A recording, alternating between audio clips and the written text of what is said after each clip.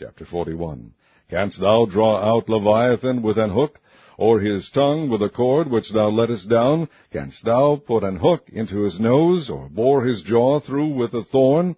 Will he make many supplications unto thee? Will he speak soft words unto thee? Will he make a covenant with thee? Wilt thou take him for a servant forever? Wilt thou play with him as with a bird? Or wilt thou bind him for thy maidens? Shall the companions make a banquet of him? Shall they part him among the merchants? Canst thou fill his skin with barbed irons, or his head with fish spears? Lay thine hand upon him, remember the battle, do no more. Behold, the hope of him is in vain. Shall not one be cast down even at the sight of him? None is so fierce that dare stir him up. Who then is able to stand before me? Who hath prevented me that I should repay him? Whatsoever is under the whole heaven is mine.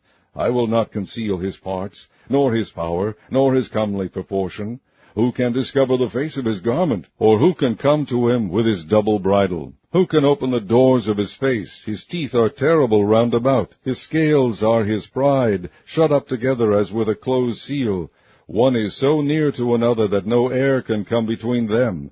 They are joined one to another. They stick together that they cannot be sundered. By his neesings a light doth shine, and his eyes are like the eyelids of the morning. Out of his mouth go burning lamps, and sparks of fire leap out. Out of his nostrils goeth smoke, as out of a seething pot or cauldron.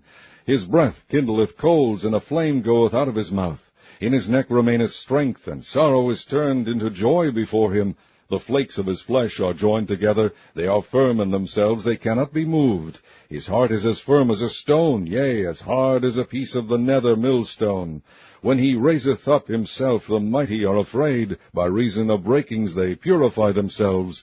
The sword of him that layeth at him cannot hold, the spear, the dart, nor the habergeon.